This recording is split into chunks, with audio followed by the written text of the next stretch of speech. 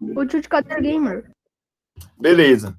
Galerinha, seguinte, veja bem, vamos revisar a parte de figuras, no caso aí, geométricas. Lembrando, né, que a parte aí de figuras geométricas, temos as figuras geométricas, no caso, planas, e as figuras geométricas, no caso, não planas.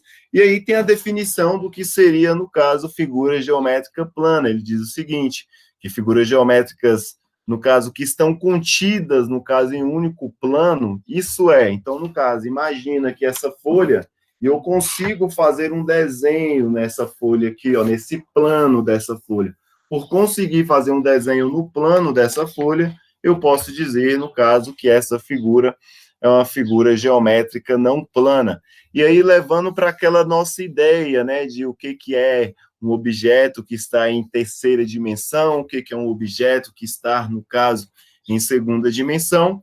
Aí eu falei o seguinte, galera, tudo aquilo, no caso, que eu consigo pegar, que eu consigo tocar, né? No caso, eu falei que era uma figura que estaria em terceira dimensão. Então, por exemplo, se eu perguntar aqui, ó, essa calculadora, ela está em qual dimensão? Eu posso dizer que essa calculadora, no caso, está, no caso, na terceira dimensão.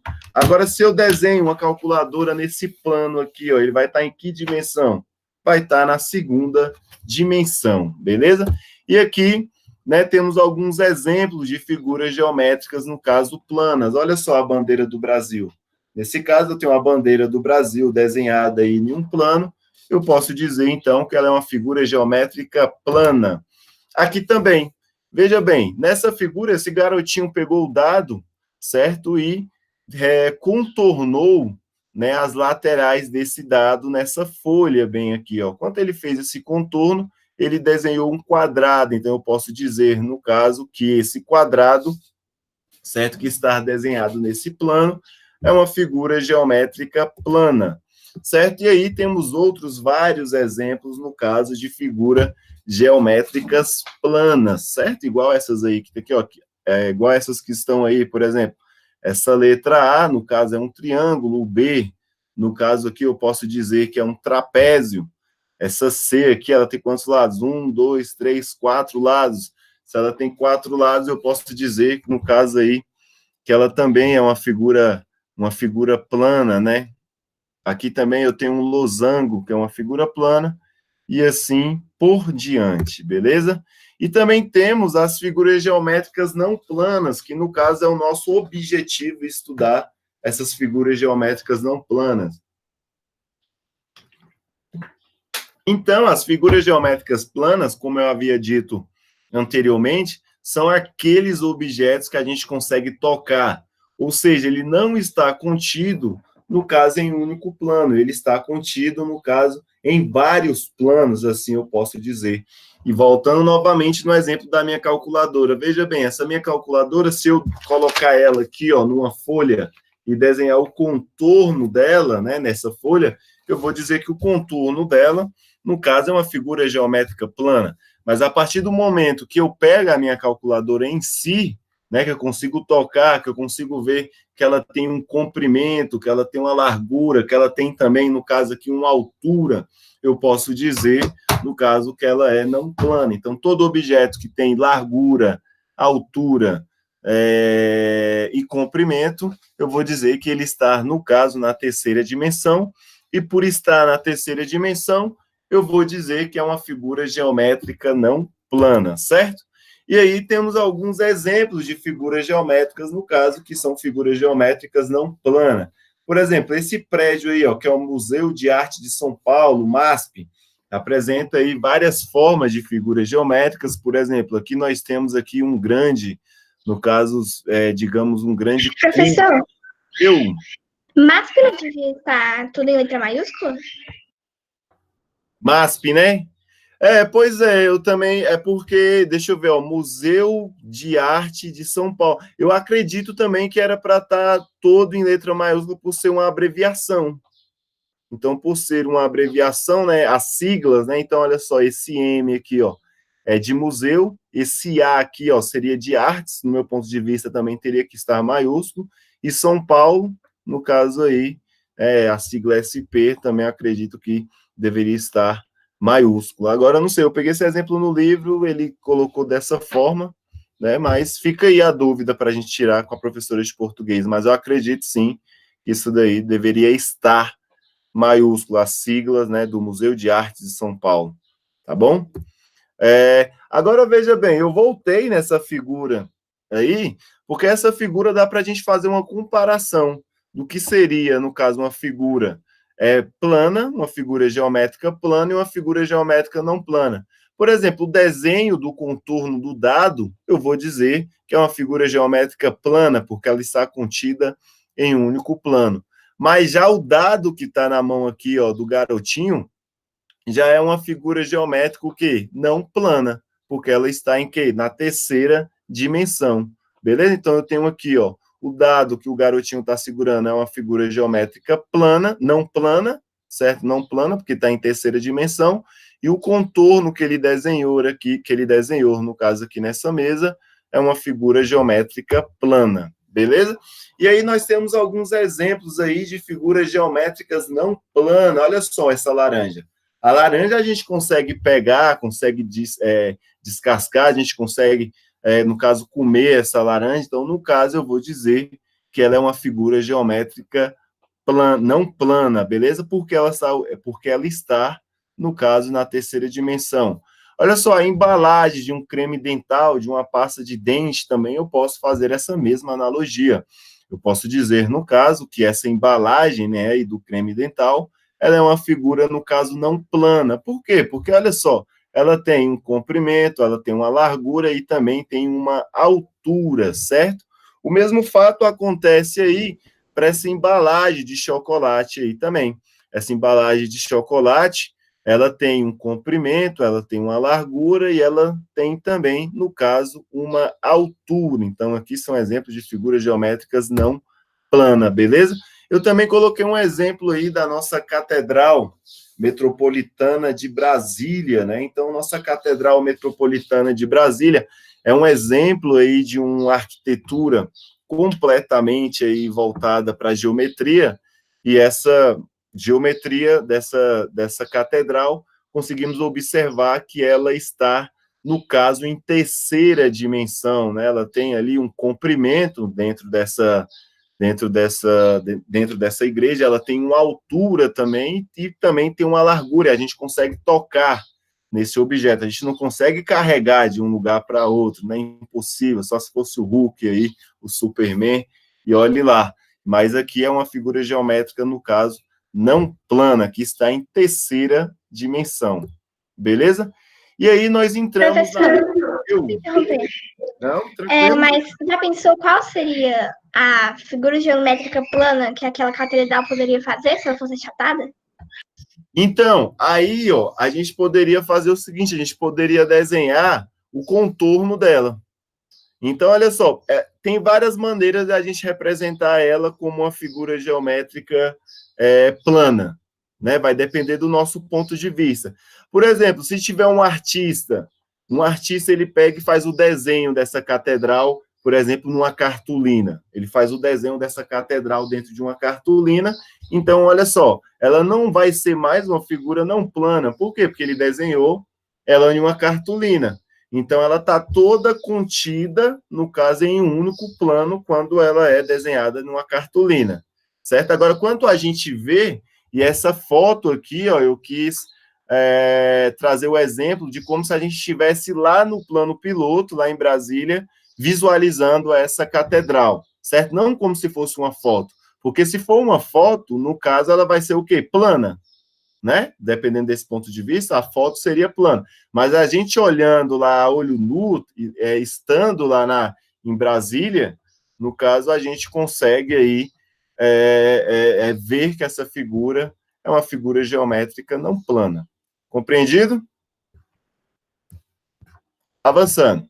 E aí entramos na parte de sólidos geométricos, né? E ele pega e fala que esses sólidos geométricos são figuras espaciais não planas. Então, veja bem, é basicamente isso que nós estávamos falando, né? O que é, no caso, esses sólidos geométricos? São figuras espaciais, então figuras espaciais, elas ocupam, né? Elas ocupam espaços e elas podem ser classificadas de 3 modos. Elas podem ser classificadas como poliedros, certo? E também como os corpos redondos. Lembrando que os poliedros, eles são divididos, no caso, em prisma e pirâmide. Então, poliedros, temos 2 tipos de poliedros, que são os prismas, no caso, e as pirâmides. E os corpos redondos? Tudo aquilo que tem um formato arredondado, por exemplo, eu posso dizer que é um corpo redondo. Por exemplo, essa minha garrafinha, aqui, ó, que ela é meio arredondada, aqui embaixo dela é arredondada, a tampa dela é arredondada, eu posso dizer que ela é o quê? Um corpo redondo. Eu tenho também um exemplo dessa minha caneca aqui, ó, eu tenho essa caneca aqui, por ela ter vários traços arredondados, eu posso dizer também que ela é um corpo redondo, beleza? Agora o meu celular, eu posso dizer que ele é um corpo redondo? Não posso, né? Ele está mais para um poliedro. Então, o meu celular, ele tem a característica de um poliedro. Mas agora nós vamos avançar aqui e ver um pouco, né, dessas características, começando aí pelo corpos redondos, né? Então, como eu havia dito, né, ele fala que corpo redondo tem aí sua principal característica, uma superfície arredondada. Então, se a gente pegar uma bola de futebol, ela tem um formato de uma esfera. No caso, uma pilha, se eu pegar uma pilha aí, ó, ela tem um formato arredondado de um cilindro. O mesmo fato acontece com a casquinha de sorvete. Uma casquinha de sorvete, ela tem um formato aí de um cone. Belezinha? Avançando mais um pouco, nós temos aí as características aí do poliedro. E aqui, ó, eu fiz o seguinte, eu peguei a palavra poliedro e reparti, no caso, ela em 2. Eu reparti ela em poli e edros.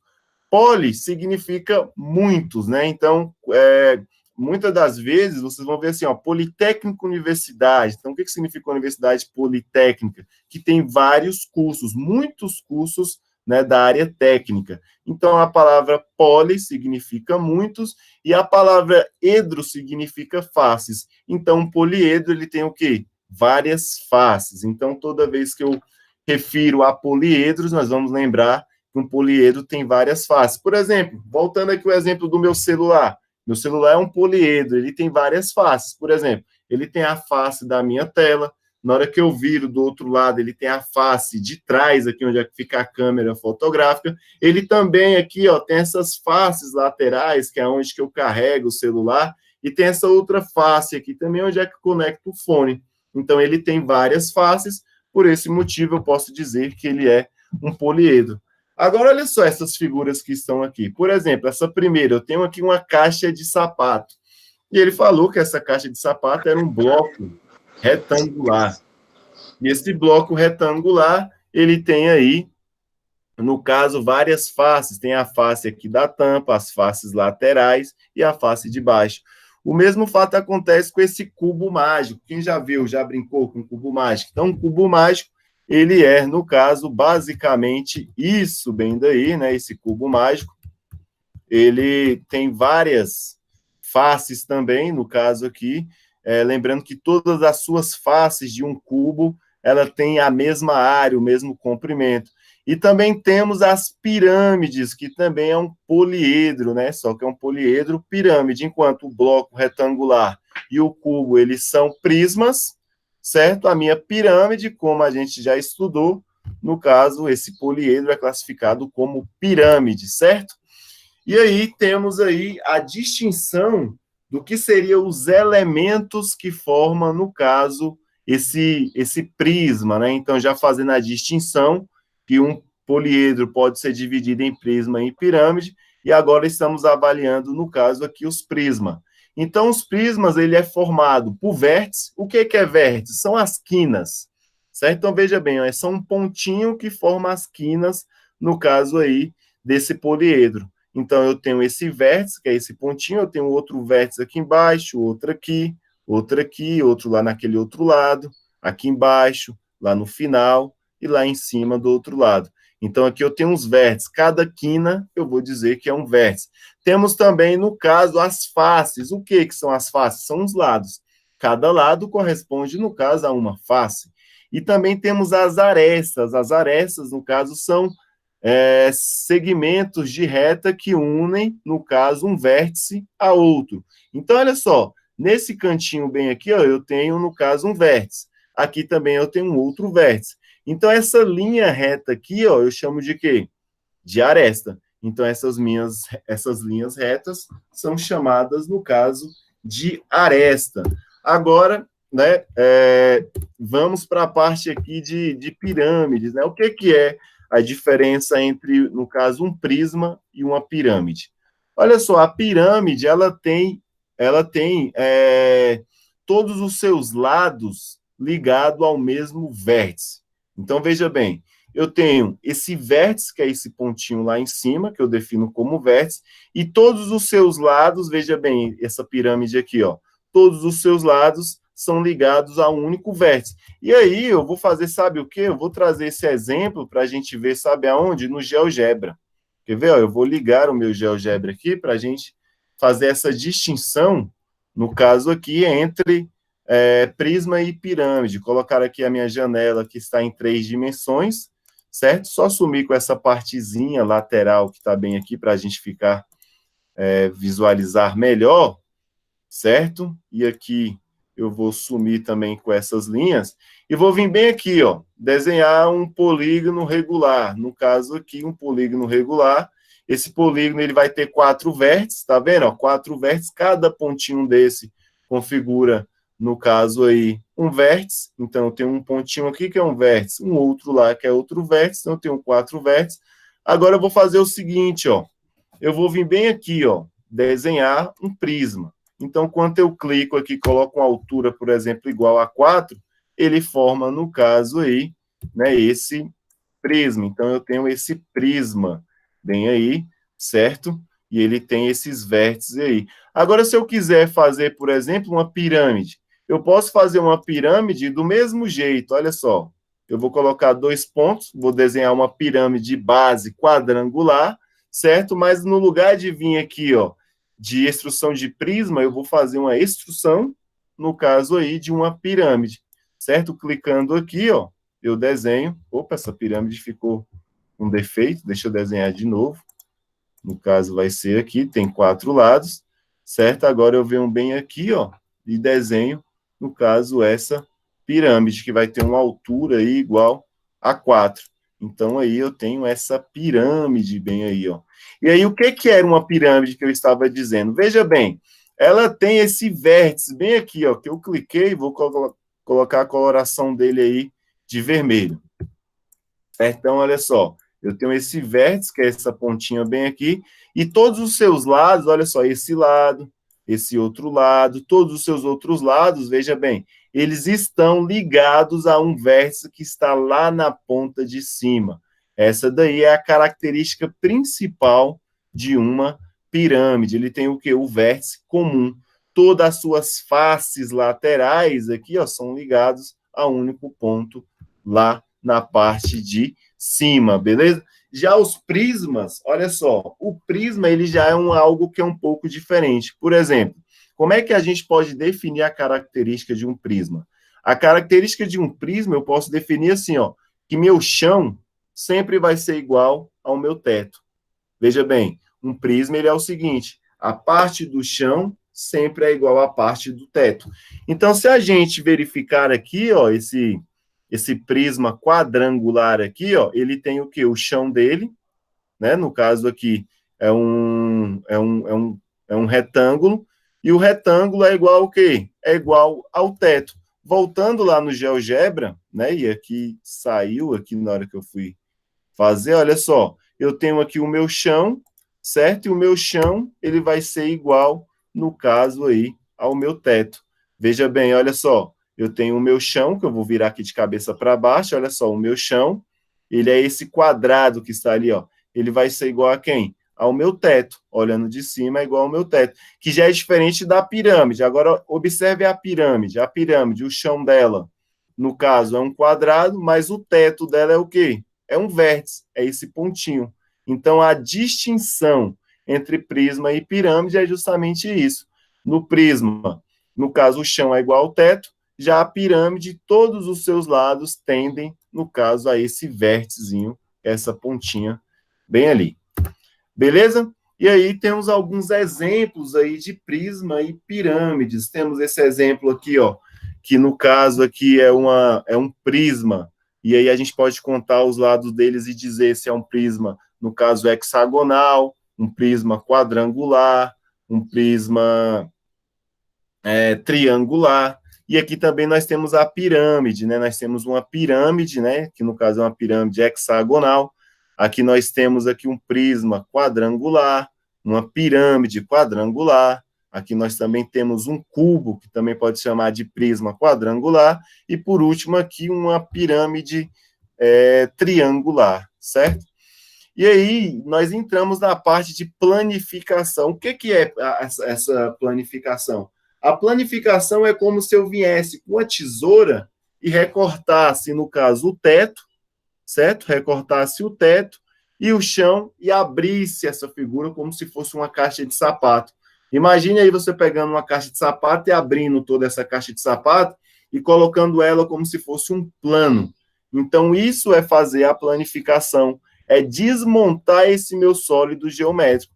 Olha só como é que fica isso daqui no GeoGebra. Veja bem, eu vou vir bem aqui, ó.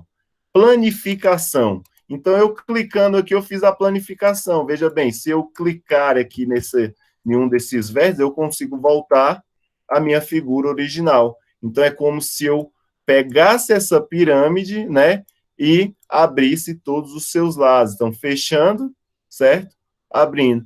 E aí, olhando pela parte de baixo, conseguimos visualizar o formato dessa planificação, dessa pirâmide, que parece uma estrela, né? Então, aqui é a planificação. Ela estava fechadinha, eu fui lá e abri ela toda, beleza? A mesma coisa eu posso fazer aqui, ó, para esse prisma aqui, ó, eu vou fazer a planificação dele. Então, isso daqui é a planificação desse prisma. Por exemplo, se eu quiser fechar ele, ó, eu venho aqui, ó, e ele vai ser fechado aí, ó, tá vendo? Ó? É como se eu estivesse fechando ele aí. Então, isso daí é a planificação. Qual é o objetivo que eu quero que vocês aprendam nessa planificação? Vocês têm que olhar, por exemplo, um objeto planificado. Ah, você viu um objeto que está planificado. Você tem que falar, olha, professor, se eu desmontasse esse objeto planificado, ele ficaria de acordo com esse ou com aquele. Então, vocês têm que olhar e saber que a planificação, por exemplo, essa planificação que está aqui aberta, aqui, ó, essa planificação que está aberta, ela corresponde a esse prisma triagonal, olhando ele de baixo para cima, nós temos aí essa planificação. Belezinha? Fácil, né? Avançando mais um pouco, né, temos aí a planificação desse outro poliedro que está bem aí, que é até parecida, né, com essa que eu acabei de fazer aqui no GeoGebra, é um pouco semelhante, certo?